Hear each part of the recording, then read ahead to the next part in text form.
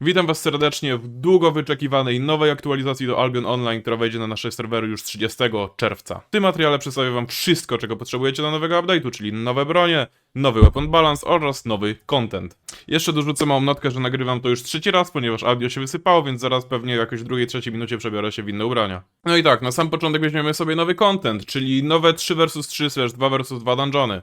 Ale co tak naprawdę w nich znajdziesz, na czym one polegają, już ci śpieszę z wytłumaczeniem. Po wejściu do nowego dungeonu znajdziesz się na nowej pomarańczowej strefie.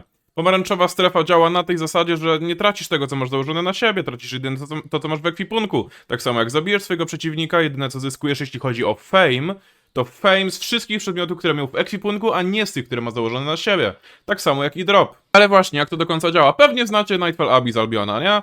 W mistach jest taki specjalny dung, w którym sobie robisz mopki. To działa na bardzo podobnej zasadzie, tylko że jest w klimacie piekielnym oraz są 3 piętra. To znaczy, jeśli wejdziesz po raz pierwszy do tego dungeona, masz pierwsze piętro, na którym lód teoretycznie jest najsłabszy, wszystkie moby są tieru 6 oraz mapa jest ogromnie, niesamowicie wielka. Wszystkie wejścia oraz wyjścia zostaną zablokowane na ponad 10 minut, przez to będziesz musiał tam spędzić określoną ilość czasu, żeby wejść na piętro głębsze lub po prostu z tego dungeona wyjść. Drugie piętro jest odrobinkę mniejszą mapą, oferuje lekko wyższe nagrody oraz większą szansę na PvP, czyli spotkanie innych graczy. Natomiast trzecie piętro to jest ostatni cel, tak naprawdę, w którym wchodzisz do tego dungeona. Na środku jest wielka skrzynia, która oferuje teoretycznie świetne nagrody. Czy będą naprawdę takie wybitne? Zobaczymy, jak to wejdzie na nasz serwer. Niestety na serwerze nie jesteśmy w stanie sprawdzić, ile rzeczywiście będzie nam dropiło nagród, silvera, itemów i tak dalej, z tego względu, że cała mechanika dropów w Albionie działa na zasadzie Black Marketu, a Black Marketu niestety nie ma na tym serwerze. Ale okej, już mniej więcej wiesz, o co chodzi, ale powiem ci jeszcze parę ciekawych rzeczy. Jeśli wejdziesz do tego dungeonu i zabijesz przeciwnika, wyleci z niego czerwona kula. Tą czerwoną kulę możesz zanieść do specjalnych altarów, która zwróci ci skrzynkę, jeśli oferujesz tą kulę. Aczkolwiek, jeśli zostanie zabity twój sojusznik, będziesz mógł podnieść jego kulę, zanieść go do również jeszcze innego specjalnego altaru, w którym twojego sojusznika będziesz mógł zrespić. Co ciekawe, osoba, która jest tą kulą, która idzie za tobą, że tak powiem, może pisać na czacie, także teoretycznie niesiecie na plecach trupa, który może mówić. Czy to przeciwnika, czy to sojusznika. Dosyć dziwne, ale ciekawe. Jest jeszcze trzeci rodzaj kul, orbów, które wypadają tylko i wyłącznie z mobów. Możesz je zanieść do tych specjalnych altarów, otrzymasz za nie skrzynkę i tak naprawdę tyle. Ale właśnie co do tego trzeciego piętra, bo to też jest ciekawa rzecz. Jeśli grasz mode 3 vs 3, będziesz musiał zanieść do tej środkowej skrzynki, o której wam mówiłem, tej takiej największej, 5 kluczy, żeby ją otworzyć. I żeby tak naprawdę otworzyć wyjście z tego dungeonu. Jeśli grasz tryb 2 vs 2, jedynie kluczy będziesz musiał przenieść 3. Pamiętajcie też o tym, że jak zaniesiecie 4 klucze i będziecie szli po ten 5, to może ktoś przyjść z kluczem, otworzyć i wam zabrać, nie? Miejcie to na uwadze. To jest tak naprawdę koniec tego fragmentu, który musiałem sobie dograć, bo mi wyrzuciło audio. Jeszcze wam tylko powiem, że w sumie to mega dawno nie nagrywałem filmów i całe quality, całą jakość postaram się podnieść w najbliższym czasie, bo jest to troszkę nowa rzecz aktualnie, bo przeważnie to wrzucam shoty z Twitcha, na którego was też serdecznie zapraszam, bo codziennie streamujemy o 16:30 na żywo. Ale wiecie, no do tego dunga jakoś trzeba wejść, czyli dodali też nową lokalizację, Antiquarian Den, który pozwala ci wejść do nowych dungeonów, do Hellgate'ów i tam na prawo jeszcze jest wejście do koruptów, tam też możecie sobie wejść, nie? A jak już o tym mówimy, to one zostały też dosyć mocno zmienione, ale o tym przejdziemy za chwilkę. I już tym Antykwarianem dodali też nowego tradera i ten trader oferuje wam kilka ciekawych itemów. Przykładowo, nowego pająka tieru 5, jest to nowy mount i nowego pająka tieru 8 i również no jest to mount, nie? Do nich przejdziemy zaraz. W sensie już w całym balansie, że tak powiem, broni i tak dalej wam wytłumaczę, jak ten mount działa, jakie ma skille, ile ma speeda i tak dalej. I co ciekawe, u tego tradera możecie również wymienić peleryny, w sensie punkty, które tam macie, majta, wymieniacie na peleryny demona. Pewnie was to nie interesuje. Ale do tego macie też awatar i obramówkę, którą możecie tam kupić za majta i to pewnie też was nie interesuje. Ale co ciekawe, usuwają z Albiona mapy do koruptów, jak i mapy do Hellgate'ów, bo już są niepotrzebne, skoro możesz wejść do nich z każdego miasta w tym antykwariacie. I na Hellgate'ach jeszcze troszkę zmienili cały system skalowania loota. Z tego względu, żeby nie nagradzać graczy, którzy mają dużo infami, są na samym topie i wtedy zwiększa im się loot, tylko żeby ten loot był zwiększony dla każdego, troszkę się zwiększał, ale bardzo delikatnie. Także jeśli jesteś przeciętnym lub słabym graczem, otrzymasz po prostu więcej. A jeśli jesteś bardzo dobrym graczem, no w sumie to ci się nic nie zmieni. I w ogóle co jest ciekawe, jak macie tego debuffa w lewym górnym rogu, który tam wam zmniejsza healing i tak dalej, to teraz jest nowy buff w Hellgate'ach, który wam zwiększa obrażenia o 10%, to jest w ogóle mega ciekawe i pewnie troszkę rozwali betę. A i to ciekawe, Hellgate'y 10 vs 10 zostały usunięte z gry, Więc myślę, że około 200 lub 300 osób musi zacząć szukać pracy, bo z RMT to już nie wyrobią generalnie. A, i tak w sumie wam wytłumaczę czemu, bo trochę graczy może nie wiedzieć. No w sumie to tak, na Hellgate 10v10 nie dało się grać, bo grały tam same najlepsze teamy, wymieniały się timerami, zarabiały niesamowicie dużo silvera z tego PvE, które się tam grało, później ten silver sobie sprzedawali w RMT, później sobie zarabiali, wykarmili swoją rodzinę, sobie kupili kebaba i tak dalej. Więc content po prostu usunęli. To w sumie nawet nie żartuję, w sensie oni serio sobie sprzedawali to w RMT, wymieniali się timerami, sprzedawali te timery. Także czy usunęli content? No nie usunęli contentu, usunęli sposób na zarobek dla 200 osób, nie? A i właśnie, teraz jeszcze korupty, nie? Na Corrupted Dungeonach kiedyś wchodziło się od average item poweru, teraz wchodzi się od base IP, czyli bazowe IP. Czyli nie te ze speckami. Te specki już się nie liczą. Musisz wejść mając bazowe IP. I na Hunterze na najniższym poziomie zostało zmniejszone z 800 na 700. Na średnim poziomie na Stalkerze jest jak było, 900, ale base, a nie average. I Slayer z 1200 na 1100. Co skutkuje tym, że nie będzie można chodzić w bardzo tanich setach na bardzo niskich speckach. I tak samo jak w Hellgate'ach matchmaking został poprawiony, loot został również poprawiony, tak żeby początkujący gracze mieli troszkę lepiej i od razu ten loot się troszkę lepiej skalował, więc na ogół duże buffy do loota i tak dalej, także możliwe, że znowu opłaci się grać korupty. Tylko jednej rzeczy nie przemyśleli, a nie przemyśleli tego, że znowu wrócą szczury na korupty i w sumie nic z tym nie zmienili, także troszkę problem, ale uznajmy, że będzie ich mało. Zmiankę, którą teraz omawiamy, wam rzucę na ekran, bo ona was raczej nie będzie interesowała, z tego względu, że to są zmiany dla początkujących graczy i generalnie gracze początkujący będą mieli troszkę lepsze wprowadzenie do gry. Wszystko macie mniej więcej w tym rogu ekranu. Także jeśli chcecie, to przeczytajcie, ale myślę, że mało kogo ten temat będzie interesował. No i tracking, w końcu ruszają tracking. Już wam mówię, jak trakujecie jakiegoś moba, już nie będzie mógł wam uciec na inną mapę. Czyli cały czas będziesz się bił po prostu na jednej mapie z tym mobem. To było niesamowicie upierdliwe, także super, że to zmieniają. Możliwe, że tracking zostanie troszkę przywrócony do łask. A i co ciekawe, dodali nowy tier do trackingu, czyli tier 3 dla bardzo początkujących graczy, żeby sobie zobaczyć, jaki to jest content i tak dalej, i tak dalej. No i teraz jak zaczynasz hunta jakiegoś moba, to wszystkie inne znaczniki ci się usuwają, także łatwiej ci się skupić na tym, który sobie wybrałeś. Oczywiście jeszcze dodali nowe skille na armorach drugiego i trzeciego tieru, to wam wkleję po prostu na ekran, bo raczej tym nie gracie. Dodatkowo zmniejszyli wymagania na arenę z 700 do 600 IP, tak że będziecie spotykać jeszcze dziwniejszych graczy niż spotykacie teraz. I dodali do gry nowe kryształowe bronie, już wam tłumaczę czym one są. Jest nowy kryształowy hammer, który jest wręcz wybitny, na screenie widzicie co on dokładnie robi, ale jeszcze wam to wytłumaczę. Generalnie, rzucacie przed siebie falą, że tak powiem uderzeniową, która sojusznikom daje bardzo dużego shielda, a na przeciwników nakłada efekt, który powoduje, że jeśli zaatakujecie go 5 razy, physical damage atakami, czyli to nie mogą być dotki, to nie może być baton, to nie może być curse, musisz rzeczywiście go uderzyć. 5 razy dostanie stuna na określoną ilość czasu. Także coś wspaniałego. Meta z wizji small scale'owa ruszy. Super. Natomiast nowy shapeshifter działa w ten sposób, że pod Q-skiem kładziesz na ziemię lub na przeciwnika pole, tak jak pająk kryształowy na open worldzie, które zadaje obrażenia oraz zmniejsza otrzymywany healing. Natomiast jego W jest spetryfikowaniem przeciwnika, a raczej grupy przeciwników. Ponieważ wszystkich, których masz przed sobą, zamieniasz w kamień, nie mogą się ruszać, nie mogą zostać oczyszczeni w żaden sposób, ale otrzymują 80% obrażeń mniej. Czyli trochę jak Great Arcane, tylko troszkę inny. Aktualnie ten shapeshift mi, jak i wielu graczom wydaje się dosyć dziwny, dosyć specyficzny, ponieważ jak się w niego zmieniasz, jesteś tak jakby na leather jackecie, czyli na skórzanym ekwipunku. Czyli nie jesteś tankiem, przez to jesteś bardzo wystawiony na to, żeby przeciwnicy cię zabili, a przeważnie to będzie grane na small scale easy wizzy.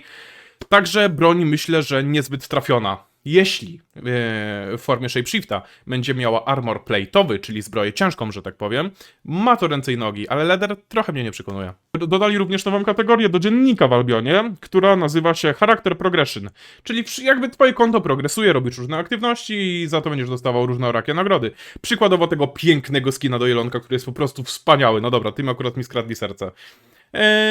Na ekranie pokażę wam niektóre questy, jak to mniej więcej wygląda, jak to działa i przejdźmy po prostu dalej. Learning pointy dostały spore zmiany. Kiedyś aktywowały się po osiągnięciu progu 20% w danym itemku, a teraz po prostu zwiększają otrzymywanego fejma razy 5. Finalnie wychodzi to na praktycznie to samo, ale jest troszkę czystsza mechanika, że tak powiem. I co ciekawe, możesz również to odpalić na expienie wysp, czego wcześniej nigdy nie mogłeś zrobić. Fajny smaczek, fajna zmiana, ale w praktyce niewiele zmienia, w sensie po prostu troszkę wizualnie to poprawili, jakby bardziej jasne jest również działanie learning pointsów. Przyrównałbym to troszkę do sakwy na expa, która za silver zwiększa wam otrzymywany fame. Działa to praktycznie na tej samej zasadzie, tak szczerze.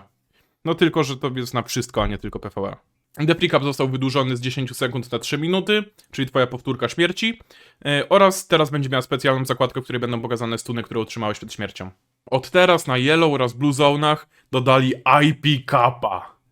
Czyli scaling od 1200 IP, każde IP skaluje ci się o 20% w górę. To znaczy, masz 100 IP, dodaje ci jedynie 20 z każdej setki, która będzie powyżej. To jest niesamowicie ciekawą zmianą. Sami ocencie, czy to jest dobre, czy nie. Możecie też znać w komentarzach, bo to akurat ciekawy temat.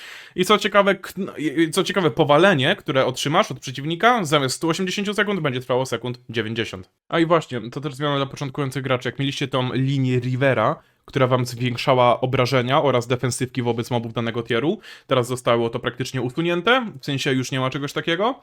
Moby zostały osłabione, buffów nie otrzymujecie i tyle, czyli nic się nie zmienia dla was. A dla początkujących graczy będzie troszkę łatwiej. Mała zmianka, jeśli masz legendarnego, resource'owego misa dla zbieraków, zawsze będzie tieru 8, jeśli jest legendarny. A i są teraz troszkę rzadsze, ale są bardziej wypełnione, nie? Jeśli chodzi o sam content update, to tyle, ale są jeszcze zmiany w balansie broni. Także zapraszam serdecznie. Pierwszą zmianą w weapon balansie jest spory nerf dla Astral Staffa, a dokładniej nerfią Resilience Penetration z 50% do 35%, czyli tak naprawdę nerf tylko i wyłącznie pod Small Scale Easy Wheezy, a tylko i wyłącznie tam się go grało. Teraz przechodzimy do skilla Time Freeze, czyli Great Arcane. I generalnie sytuacja jest taka, że zwiększałem Energy Cost oraz cooldown z 50 na 72, ale cooldown skaluje się również z IP, czyli na około 1500 IP, tak jak było, tak i będzie, zero zmian. Im wyższe IP, tym cooldown krótszy, im niższe IP, tym cooldown dłuższy. Także zmiana jest definitywnie na plus, już nie będzie można nosić 4-0 arcane'ów, a trzeba będzie nosić przy minimum 6-2 ze speckami. Infernal Cycle dostaje buffa, co jest w ogóle niesamowitą zmianą. Ostatnio graliśmy tym Hellgate i była przepotężna, teraz cooldown spada z 25 do 20, także coś wspaniałego, piękne. Beer Puffsy natomiast dostają nerfa, Lifesteal Strength z 20% na 15%, czyli będziemy się leczyć o 5% mniej względem tego, co było wcześniej. Przyszła pora na łuki, a dokładniej na nerf Q. Oczywiście mowa tu o deadly shocie, czyli o Q, którym po prostu strzelasz w wiązkę przed siebie na 20 metrów, ale już nie 20, bo 18. Nerf potrzebny. Ten range był definitywnie za duży, w mojej opinii. Natomiast Enchanted Quiver, czyli klasyczny bow, jego E-skill, lekko został zmieniony. W sensie, cooldown z 12 sekund spadł do 10, ilość strzał z 6 na 4, na rikaście z 4 do 3, max strzał z 6 na 5. No i właśnie, teoretycznie zwiększyli damage, ale zniszczyli strzały. I finalnie, jak sobie to przeliczyliśmy, pada na to, że łącznie zadajesz obrażeń w minutę troszkę mniej, aczkolwiek w krótkim czasie zadajesz ich więcej. Czyli pod bursta będzie się idealnie grało, aczkolwiek jeśli chcesz się brolować, bić bardzo często i długo, lekki nerf. Multishot. To było W na kuszach, które odpychało przeciwników. Teraz tych przeciwników nie odpycha, a slowuje o 30% na sekundę. Cooldown to jedynie 3 sekundy, damage 127, czyli lekki buff. Cast time został zminimalizowany do 0, hit delay 0,2 sekundy oraz range zwiększony o 1 metr do metrów 13. No i teraz Bow of Badon. Initial damage, czyli hit, który zadajesz w momencie wyrzucenia i trafienia przeciwnika, został zwiększony. Tak samo Storm Duration, czyli czas trwania tej burzy, został zwiększony o 0,2 sekundy do 5 sekund. Tak samo dotki utrzymują się już nie 1,8 sekundy, a 2 sekundy. No i w sumie tyle. Natomiast Curse, a dokładnie jego W, czyli Armor Piercer, czyli W, które wystrzeliwuje wiązkę, która zmniejsza armor przeciwnika, zostało znerfione, ponieważ ze 130 obrażeń masz ich jedynie 110, aczkolwiek obrażenia działają w postaci AOE eskalacji. Także, jeśli uderzysz kilku przeciwników, ten damage jest znacznie większy. Także, jeśli uderzysz minimum bodajże 4 przeciwników bądź 3, te obrażenia finalnie będą większe. Czyli nerf na solo, buff na większą grupę. Daggery, Deadly Swipe, Q-sec pod mobilność, nerf z 5 metrów na 4,5. No kamerką, no nie rób tak. O. No nie, no naprawdę? Frostaf, Horfrost, mega useless Frost. Teraz nie da się sklinzować jego slowa. Super. Killhole, jego E zostało znerfione i zbuffowane, ponieważ szerokość tego stożka, w którym zadawał obrażenia i frizował przeciwnika, została zmniejszona z 8 metrów do 6 metrów, natomiast obrażenia zwiększone z 230, przepraszam, do 249. Czyli jeśli zagrasz to poprawnie, spory buff. I teraz skill Sacred Pulse na każdym Holy Staffie, heal z 40 do 94, tylko że teraz nie healujesz żadnych sojuszników w pobliżu. To tak naprawdę zmienia tego skilla na single target, żebyś po prostu sam siebie wyleczył lub sojusznika. I teraz mega kontrowersyjna zmiana. Smite. Q-sec na holasie, który zadaje obrażenia. Cooldown z 2 sekund na 3 sekundy. Niby nerf, ale spójrzmy na obrażenia. Direct damage ze 100 na 151. Mark damage z 30 na 43. Ogromny buff. Boję się, że zobaczę te frosty na koruptach / mistach. Oby nie, ale czuję, że tak się stanie. Exalted Staff od dzisiaj wyłącza również Hellion Hooda oraz Occult Staffa, czyli dywan jest kontrowany, tak jak i Smoke Bomba. Wild Staff, czyli naturka, która leczyła w takim kółeczku, już nie grano od wielu lat, dostała buffa, ponieważ cooldown został zmniejszony z 25 do 20. Pozytywnie, fajnie, może w końcu to wyciągną, byłoby super. Staff of Balance, bardzo delikatna zmiana. Jego szerokość E została zwiększona z 6 metrów do 6,5. Fajnie. Hellspawn, w końcu porządny nerf. Kojarzycie te W na naturce, gdzie leczysz się, ale gdy otrzymasz obrażenia, czas trwania się skraca albo i minimalizuje do zera. Dokładnie tak będzie działał teraz W Impa. Także w końcu doczekaliśmy się fajnych nerfów. Czy wiele zmienią? Nie do końca mi się wydaje, bo jednak Hellspawn działa głównie na Q-sku, ale zobaczymy, to się dopiero okaże. Spirit Counter, niesamowita zmiana. Już Spirit Counter nie bije obrażeń over time, w czasie, aczkolwiek dodano do Spirit Huntera obniżanie Magic Resistów o 0,04 plus AOE eskalacja do redukcji resistów. Czyli w praktyce znacznie więcej będziesz piersował armora przeciwnika, znacznie będziesz przebijał jego odporność, co może bardzo mocno wpłynąć na metę z Eevee, głównie broni magicznych. No i teraz troszkę zmienili również miecze. To znaczy, pamiętacie, jak klikniecie sobie Q na mieczach, nastakujecie się i za każdego staka macie daną ilość movement speedu. Teraz działa to troszkę inaczej, ponieważ za każdym razem, gdy trafisz Q, na 5 sekund dostaniesz buffa 20% movement speeda. A jeśli trafisz Heroic Strike'a, czyli pojedyncze Q, single target, dostaniesz buffa na 3 sekundy, również 20% speeda. Lekka zmiana, jak wpłynie na grę, zobaczymy. Iron Will, zmiana, która mi się bardzo nie podoba, aczkolwiek ją rozumiem. Movement speed buff z 10% na 30%. To jest bardzo duży uśmiech przeciwko gankerom, ponieważ teraz, gdy użyjesz swojego W i jesteś nieperdżowalny, nikt cię może sperdżować, plus dostajesz 30% movement speeda. Więc finalnie używasz butów górniczki, na przykład buty minera, palisz W, masz ogromny speed, jesteś nieperdżowalny, pijesz potkę, znikasz. Limit Breaker, czyli Infinity Blade. Od dzisiaj nie slowuje, damage buff reduction z 5 na 6 sekund został zwiększony, cooldown został również zwiększony z 20 sekund do 25, resilience penetration z 30 na 25, czyli został znerfiony na solo, na small scale, na wszędzie. Straszna zmiana w mojej opinii, broń była, no nie wiem czy była za mocna, tak szczerze.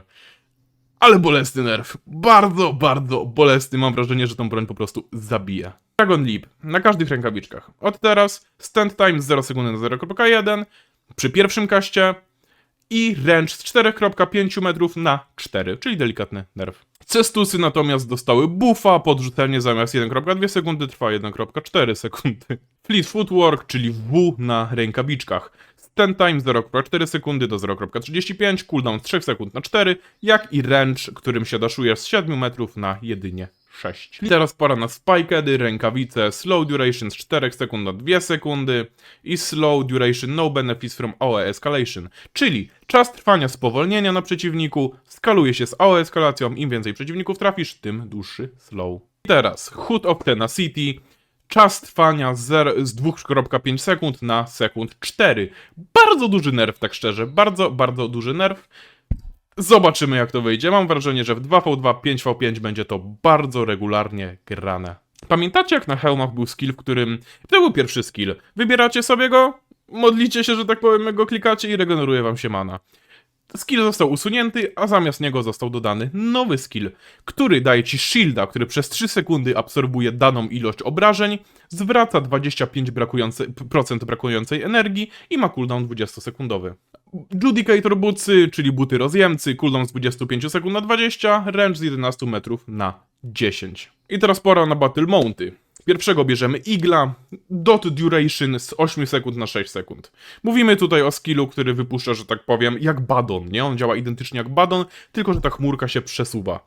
I teraz ona kanceluje oczywiście skille i zadaje delikatne obrażenia. Aczkolwiek w tym momencie skille będą kancelowane nie przez 8, a przez 6 sekund.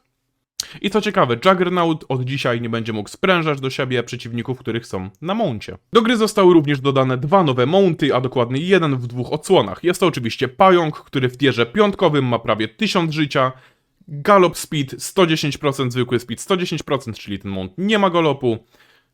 0 wagi ci dodaje tak naprawdę, jest mega wolny i w sumie to jest trochę useless. W sensie 110% speeda naprawdę to jest bardzo mało, to jest bardzo mało. Każdy ganker cię dogoni. No ale dobra, mamy też monta 8, prawda? On ma już troszkę więcej HP, bo 1137, aczkolwiek znowu nie ma galopu, ma stały speed, który wynosi 117%. Szczerze mówiąc jest to bardzo mało, co prawda. Wydaje mi się, że ten mont będzie troszkę mało użyteczny, aczkolwiek zobaczymy, ale ma bardzo fajnego skilla. Jeśli klikniecie F, podniesiecie się, że tak powiem, do powietrza, na lince się pociągniecie do góry, jesteście immun na wszystko. Nikt was nie może uderzyć, nikt was nie może zestunować przez 2,5 sekundy, później skaczecie na 20 metrów w daną, wybraną stronę. Cooldown 40 sekund. Mam wrażenie, że skill ciekawy, od małej grupy gankerów będziesz mógł uciec, tylko 117% speeda to jest naprawdę mało, co sprawia, że jesteś łatwym celem. Jedyne co możecie uratować to skill, który jest to 40 sekund. No i teraz kontrowersyjna zmiana, miał być Combat 2.0, miały się autoataki resetować po użyciu każdego skilla, aczkolwiek się z tego wycofano i będzie to dodane w późniejszym etapie update'u. Jest to zmiana niesamowita, która wprowadza bardzo dużo dynamiki do Albiona, aczkolwiek będziemy musieli na nią poczekać troszeczkę dłużej. Co ciekawe, healing z fooda, z jedzenia został zmniejszony dla, że tak powiem, podanych tutaj jedzonek, czyli tak naprawdę wszystkich, o około 25%. Co jest bardzo dużą wartością. Na sam koniec macie tutaj listę fixów, wszystkich zmian, to co naprawili i tak dalej. Ja wam serdecznie dziękuję za oglądanie, a jeśli chcielibyście wygrać kod premium, możecie zostawić komentarz pod tym materiałem. Dzięki, siemka, do następnego, cześć.